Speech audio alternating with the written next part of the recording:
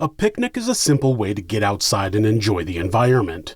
You lay down a blanket and have a meal with your friends and family at your favorite outdoor location. You can have a picnic at a park or at the beach. You can have one in the mountains or the forest. Possibly the most universal symbol of peace and friendship, eating together in a group usually ends in a great time. Sometimes, though, you're the one that gets chewed up.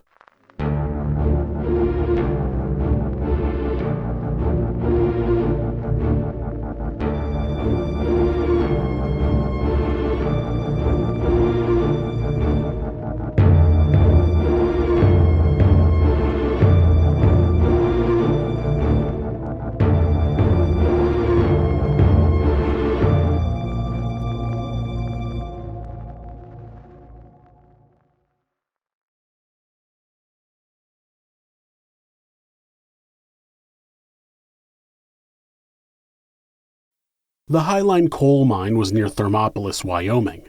3 men, John Hoagland, Byron Joe, and Jack Boyce, were finishing up their shift in the mine on the evening of December 6, 1944, when they heard what sounded like a shotgun being fired in the distance. Now, in rural Wyoming, the sounds of gunfire were nothing to be alarmed at, and the men didn't even give it a second thought as they continued finishing up their duties. Less than a minute later, the men heard a whistling above their heads and then a loud explosion. They initially thought the explosion could have been something in the mine, but soon they noticed a cloud of smoke rising from something in the air about 1,000 feet up. They walked up a nearby hill to get a better look at it, and there they saw what looked like a parachute descending in the sky. They wondered if someone had ejected from a plane, but it was too dark to make out what was hanging below the chute.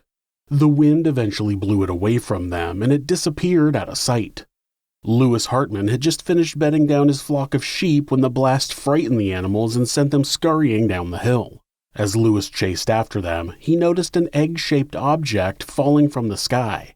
He watched it fall to the ground, but didn't see exactly where it landed until a ball of flames shot into the sky. He rounded his sheep back up and decided that it was too dark to investigate the object.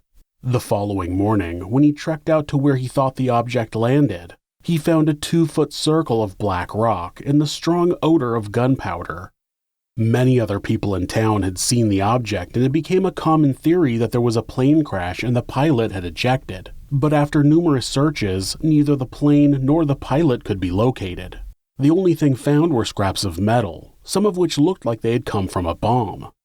Someone from a nearby military installation took the metal fragments back to the base to have them examined by an ordnance specialist. They would soon be included with a quickly growing list of other parts that had been found across the United States at the end of 1944. The U.S. government had pieced together that the Japanese were sending balloon bombs across the Pacific Ocean, and they were being found in Wyoming, Montana, Alaska, Oregon, California, and across Canada. When Japan attacked Pearl Harbor on December 7, 1941, they thought that they were going to destroy the entire U.S. Pacific Fleet, and that show of force would cause the American government to end the sanctions they had placed on Japan. What they ended up doing was just pissing us the fuck off, and we declared war against them. Then we sent all of the ships they missed across the Pacific and attacked them on their turf. After a surprise bombing of 5 different Japanese cities on April 18, 1942, Japanese leaders were fuming that the war was taking place on their soil and the U.S. was sitting across the ocean untouched. The Imperial General Headquarters demanded scientists and engineers develop a way to serve a retaliatory strike against the U.S. mainland.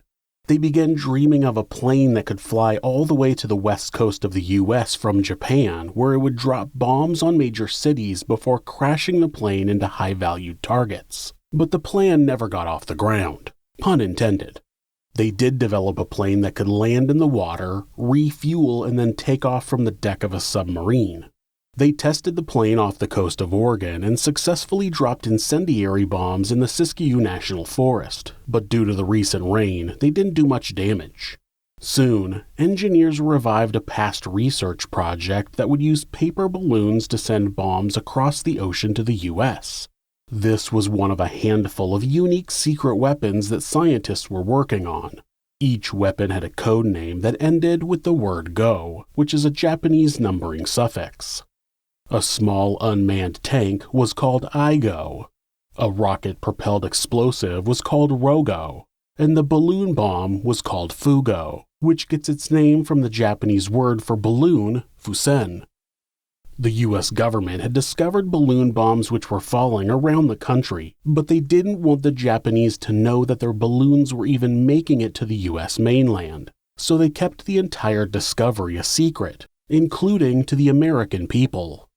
On May 5, 1945, Reverend Archie Mitchell and his wife Elsie were driving up Dairy Creek Road to the forest on the southern face of Gerhardt Mountain, near Bly, Oregon. They had 5 children from their Sunday school with them and were headed for a day in the forest where they would fish and have a picnic. Elsie had spent the previous day preparing food for the trip, even making a chocolate cake for dessert. Being 5 months pregnant, she was having second thoughts about going on the trip because she hadn't been feeling well, but when she got up on the morning of the 5th, she felt much better, so she helped pack up the car and off they went. This part of the mountain was home to old-growth white fir and ponderosa pines. Open meadows of aspen and wildflowers lured deer, elk, and a variety of birds. As soon as they got out of the car, the children ran to a nearby creek. This is where they would catch rainbow and brook trout while fishing that day. As Elsie followed the kids, one of them hung back as she noticed something on a hill by the creek. As she walked closer, she called to the other children to take a look. Meanwhile, Archie was digging in the trunk, retrieving the fishing poles and picnic food when Elsie called to him to look at what they had found. She said, "It looks like some kind of balloon." As Richie turned around to look at them, one of the kids bent down and tried to pick up a device attached to the balloon. A massive explosion shook the entire forest, throwing Elsie and the children away from the center of the blast. There were 3 Forest Service workers near the road, and when they heard and felt the explosion, they ran to the area to see what happened. Archie was kneeling by Elsie. Her clothes were on fire, and he was trying to put them out. Near her was a crater in the earth a foot deep, 2 feet wide, and 5 feet long. Around the crater were the mangled bodies of 5 children. 14-year-old Dick Patsk, 13-year-old Jay Gifford, 13-year-old Edward Engine, and 11-year-old Sherman Shoemaker had all died instantly. Dick's sister, 13-year-old Joan Patsk, had been standing behind the boys so she was partially shielded from the blast. That only gave her a few minutes of life before she succumbed to her wounds. Elsie hung on for a few more minutes before dying as well.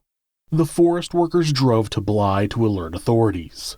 Soon the sheriff and the coroner were on the mountain and they were able to move Elsie and Joan's bodies, but the boys' bodies were too close to the device.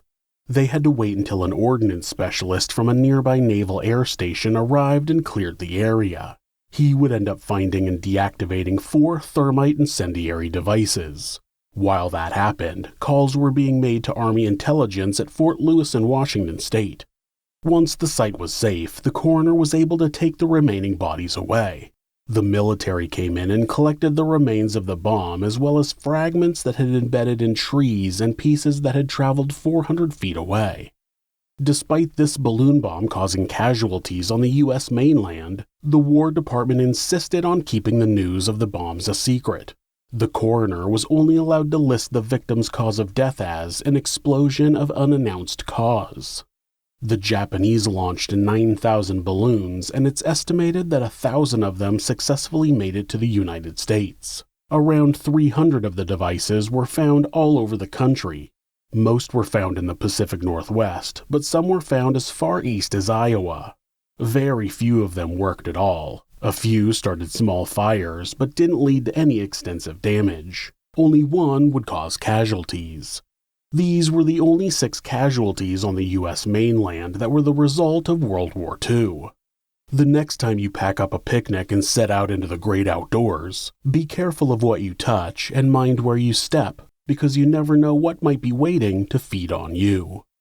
Thanks for letting us tell you this sinister story. If you enjoyed it, subscribe on whatever platform you're on and hit like, rate it, or leave us a comment. Join us next week where we'll take you somewhere sinister.